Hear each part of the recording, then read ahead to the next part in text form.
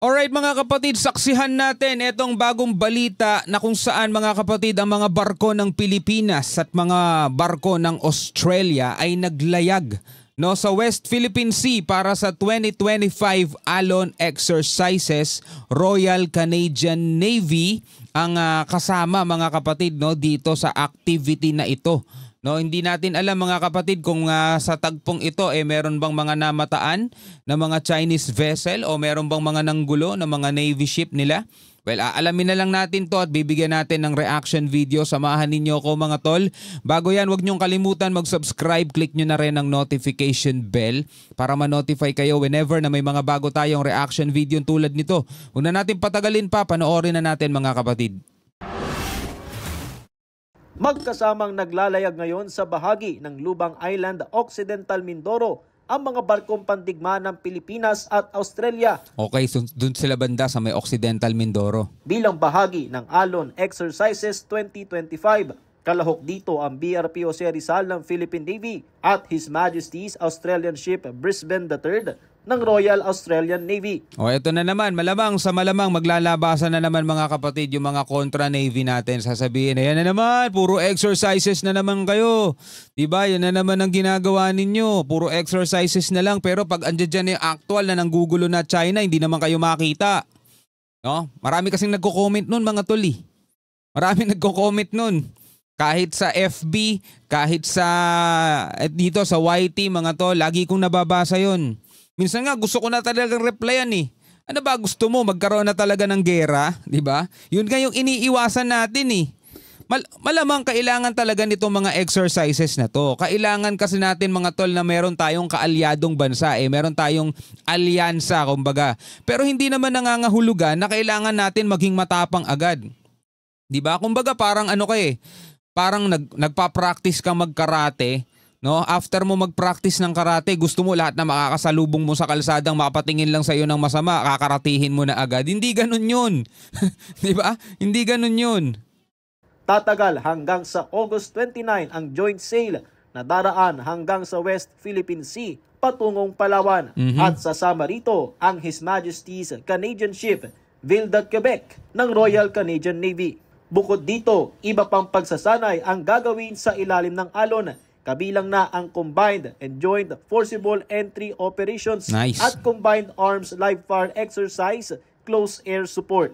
3,600 na tropa mula sa Pilipinas at Australia ang kalahok, kasama ang US Marine Corps at Royal Canadian Navy. Habang may observers din mula sa New Zealand at Indonesia.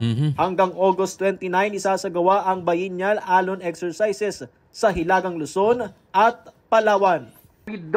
Napakaganda ng mga ganyang exercises mga tol.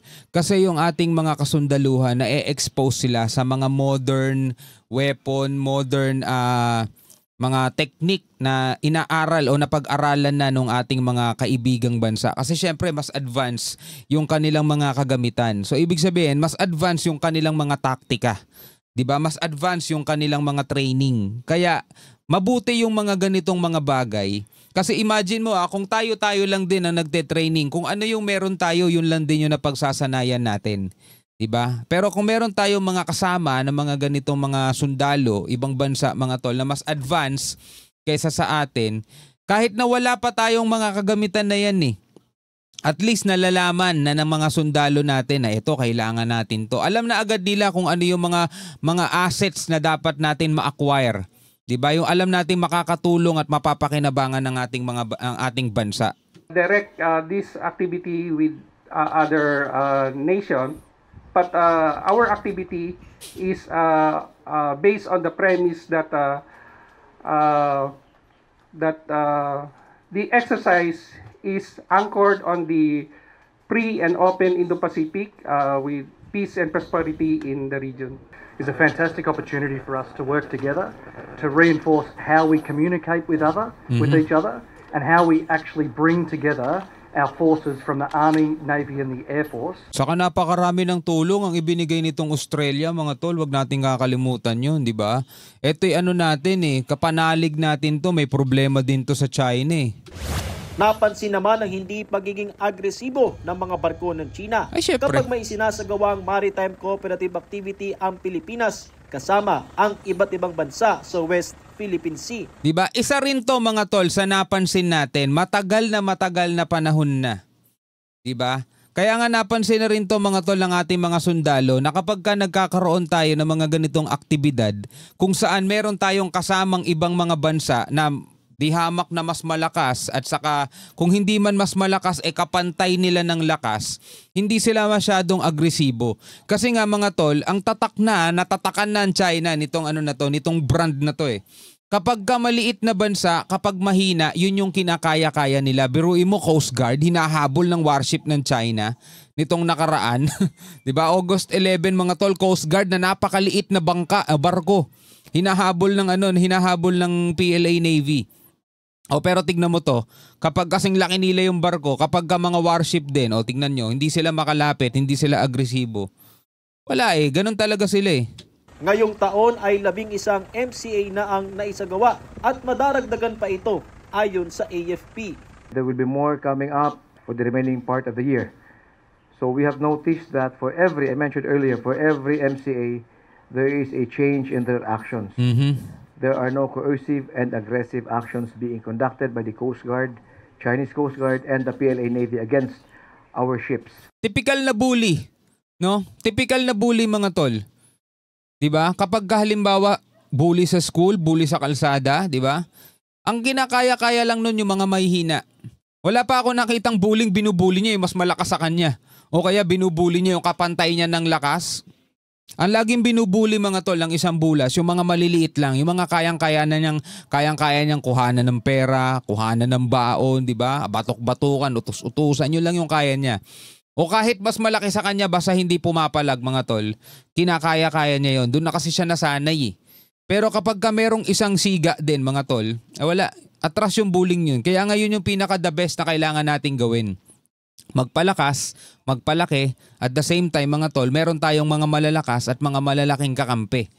Para kapag tayo'y dumadaan, nagsasagawa ng mga ganitong pagpapatrolya, hindi tayo basta-basta hinaharas. From the Coast Guard, BFAR, Navy, and our aircraft. Samantala, tiniyak ng AFP na patuloy silang nakasuporta sa mga operasyon ng Philippine Coast Guard at BFAR sa Baho de Masinloc kahit pa hindi option sa ngayon ang pagsama ng mga warship ng Pilipinas. May nakalatag ding contingency ang Navy para rumesponde kaagad kapag kinakailangan. Lalo pat mas naging agresibo na rin ang warship ng PLA Navy ng China gaya ng insidente sa Baho de Masinloc. Mas naging agresibo sa barko lang natin. 'Di ba? Agresibo lang sila sa Pilipinas. Noong nakaraang linggo. The guidance has been very clear. One single incident will not change our posture in our overall maritime environment. Good. Una nang iginiit ng National Maritime Council na hindi ito pagpapakita ng kaduwagan, kundi paraan ng Pilipinas para hindi pataasin ang tensyon sa West Philippine Sea. Alisin na kasi natin sa isip natin, nakaduwagan yun. Dapat kasi naiintindihan natin itong mga ganitong nangyayari. Napakasimple na nga, pinapasimple na nga lang natin yung example eh. No? Dinadala na nga lang natin sa road rage, example ng road rage eh. Diba? Kapag ikaw masyado ka nagtapang sa kalsada, dalawa lang ang pwede mong kahantungan dyan eh. Sementeryo o kulungan eh. Diba? Yun ang totoo mga tol. Dalawa lang ang pwede mong kahantungan kapag nagmatapang ka sa kalsada. Pareho kayong matapang. Isa sa inyo tutumba. Isa sa inyo makukulong. Diba? Wala. Pareho kayong talo. Ganon din dito mga tol sa karagatan. Hindi ito basta-basta away bata lang ha. Pwedeng humantong yan sa gera. Kaya hindi ka duwagan. No, hindi ka duwagan yung pag-iwas. Yun ay tanda ng pagiging isang matalino. No? Patrick De Jesus. Alright mga tol, yan. Bilang isang Pilipino, ano ang inyong masasabi dito? Comment na lamang kayo sa ibaba. Hanggang sa muli mga kapatid, ako nga pala si Shobaldi. Peace out.